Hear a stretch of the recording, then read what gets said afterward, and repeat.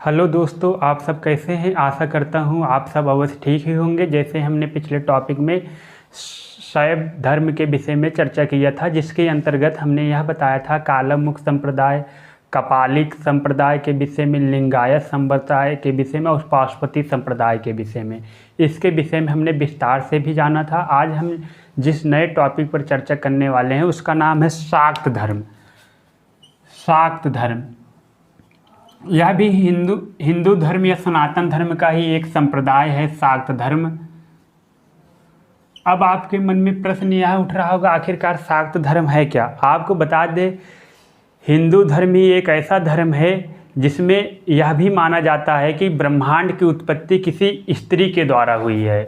जैसे आप अलग धर्म देखेंगे, यहूदी धर्म देखेंगे, ईसाई धर्म देखेंगे, पारसी धर्म देखेंगे, या तो आप मुस्लिम धर्म देखेंगे, यानी कि उन सब में आपको क्या मिलेगा, सृष्टि की उत्पत्ति किसी ईश्वर ने की है, जो ईश्वर जो है पुरुष है।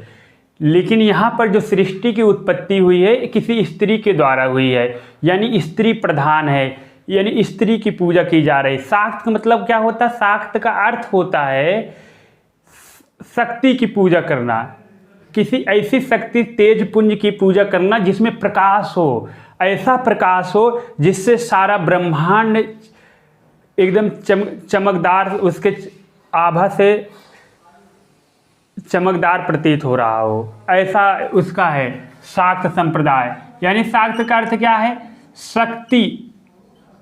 शक्ति का तेज पुंज, यानी शक्ति, जैसे कि देवी सती जो थी शक्ति की अवतार थी, वही शक्ति हैं। आप बता दें, जो शाक्त धर्म वाले होते हैं वह काली माता और दुर्गा माता की पूजा करते हैं, और दुर्गा पूजा का जो सर्वप्रथम उल्लेख मिलता है वह मार्कंडेय पुराण में मिलता है। किस में मिलता है, दुर्गा पूजा का सबसे प्रथम, यानी कि देवी दुर्गा का नाम या पूजा का नाम सर्वप्रथम उल्लेख किस में मिलता है, मार्कंडेय पुराण में। मार्कंडेय पुराण वही है जिसकी रचना मार्कंडेय ऋषि ने की है।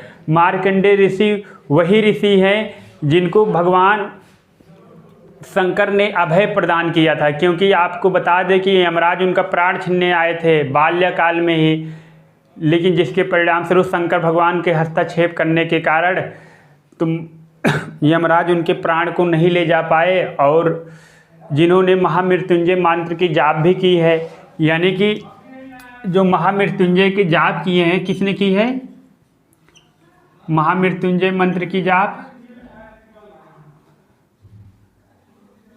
मंत्र की जाप किसने की है, मार्कंडेय ऋषि ने। रचना महामृत्युंजय मंत्र की रचना किसने की है, रचना की है कि उनका नाम क्या है,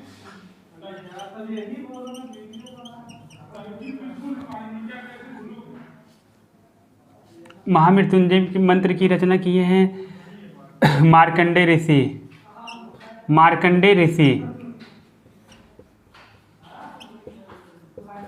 मार्कंडेय ऋषि ने की है, यही है ओम त्र्यंबकम यजामहे सुगंधित पुष्टिवर्धनम उर्वारुकमय बंधनान मृत्युर्मोक्षी मामृताम। इसकी रचना मार्कंडेय ऋषि ने की। वही मार्कंडेय ऋषि ने ही, मार्कंडेय ऋषि की जो की बुक है, यानी जो उन्होंने लिखा मार्कंडेय पुराण, उसमें ही देवी दुर्गा का सर्वप्रथम उल्लेख मिलता है। आपको बता दें, देवी दुर्गा जो हैं उनका जो है बहुत शक्तिशाली हैं। उनके हाथों में आपको जो उनके औजार मिलेंगे, उनके 9 हाथों में आपको देखिए धनुष, तीर, भाला, ये सब उनके औजार रहते हैं, और साथ ही एक हाथ में आपको सुदर्शन चक्र भी दिख जाएगा, और काफ़ी उनके चेहरे की जो भाव भंगिमा देखेंगे क्रोधित स्वभाव का रहेगा। यानी कि जो 9 प्रकार के, आपको बता दें कि जो दुर्गा माता हैं, दुर्गा सप्तशती में सर्वप्रथम उल्लेख किसका मिलता है, नवदुर्गा का उल्लेख मिलता है।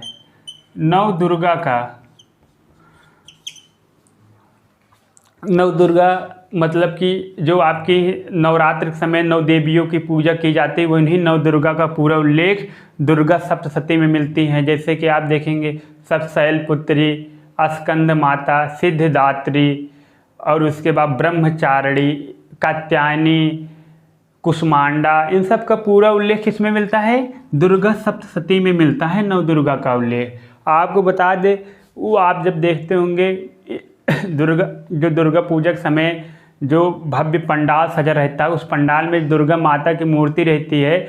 आप देखेंगे त्रिशूल से मारते हुए महिषासुर, यानी महिषासुर मर्दनी, यानी महिषासुर के प्राण पखेरु उड़ाने वाले भी इनको बोला जाता है कि मारने वाले। महिषासुर के विषय में कहानी यह प्रचलित है कि जो महिषासुर है उसका जन्म हुआ था रंभा, उसके पिता का नाम रंभा नाम था। रंभ एक राक्षस था, राक्षस साम्राज्य के, और उसके पिता एक बार जा रहे थे किसी तालाब के पास, देखा एक भैंस थी, उस पर दिल आ गया और भैंस से साथ उसके पिता ने, रंभ ने शारीरिक संबंध बनाया भैंस के साथ, एनल सेक्स किया, जिसके परिणाम स्वरूप भैंस से उत्पन्न हुआ महिषासुर। उसका नाम ही महिषा मतलब क्या था? भैंस, यानी कि उसका आधा शरीर, वह चाहे जब भैंस बन सकता था, चाहे जब वह मनुष्य का रूप ले सकता था। इस तरह से तो वो जो महिषासुर था उसने दुर्गा माता को परेशान किया काफ़ी। उसने बोला कि दुर्गा माता से मैं आई लव यू, मैं तुमसे प्रेम करता हूँ। दुर्गा माता ने बोला आई एम नॉट इंटरेस्टेड, मैं रुचि नहीं है, मेरी शादी हो चुकी है। लेकिन महिषासुर उनका रास्ता छोड़ ही नहीं रहा था, बार बार परेशान कर रहा था, और वह जा रही थी उनके रास्ते में बीच में खड़ा हो जा रहा था। उसको ऐसा वरदान मिला था कि उसको इस संसार में, ब्रह्मांड में कोई नहीं मार सकता है, लेकिन उसने यह वरदान में नहीं मांगा था कि उसकी मृत्यु एक स्त्री द्वारा हो सकती थी। लेकिन महिषासुर जो था वह स्त्री को बहुत कमज़ोर समझता था कि स्त्री हमारा कुछ, स्त्री जो होती है एक वोमेन हमारा क्या बिगाड़ पाएगी, उसके पास क्या शक्ति है, उसको फटकार देंगे, रोने लगेगी। लेकिन दुर्गा माता इसके घमंड को चकनाचूर करने के लिए कहती हैं, महिषासुर तुम स्त्री को कमज़ोर समझते हो, स्त्री जब पूरे ब्रह्मांड का सृजन कर सकती है, पूरे ब्रह्मांड का संहार भी कर सकती है, तुम जैसे पापियों का भी संहार कर सकती है। महिषासुर बड़ा क्रोधित हो जाता है, वह भैंसे के अवतार में आकर के दुर्गा माता से भीषण युद्ध करता है, खूब लगातार युद्ध करता, 9 दिन तक लगातार युद्ध होता, 10वें दिन विजय होती है, यानी 10वें दिन महिषासुर मारा जाता है। क्योंकि इससे यह प्रमाणित हुआ कि स्त्री जो है कमज़ोर नहीं है पुरुषों के मुकाबले, स्त्री अपनी रक्षा कर सकती हैं। इसके मृत्यु से यही संदेश दी दुर्गा माता ने। दुर्गा सप्तशती में इसका विस्तार से उल्लेख मिल जाएगा। और जो शाक्त धर्म है, शाक्त धर्म का जो अगर आप केंद्र देखेंगे, आप जबलपुर में एक मंदिर है जो बहुत प्रसिद्ध मंदिर है, 64 योगिनी मंदिर, उस शाक्त धर्म का प्रमुख केंद्र बोला जाता है। यानी शाक्त धर्म के विकास का यदि आपको क्रम देखना हो कि शाक्त धर्म कैसे विकसित हुआ विभिन्न चरणों में जा कर के, उसका क्रम आपको वहाँ पर ही दिखेगा। जब जबलपुर के 64 योगिनी मंदिर में ही आपको शाक्त धर्म के प्रचार प्रसार का प्रमुख केंद्र मिल जाएगा।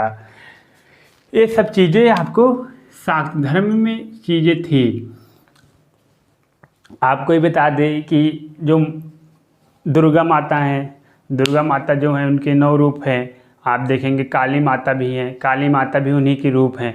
जो काली माँ हैं क्रोधित स्वभाव है, जो हमेशा खून पीती रहती हैं, उनको बकरे की बलि दी जाती है। कोलकाता में आप देखेंगे सबसे ज़्यादा बकरे की बलि दी जाती है।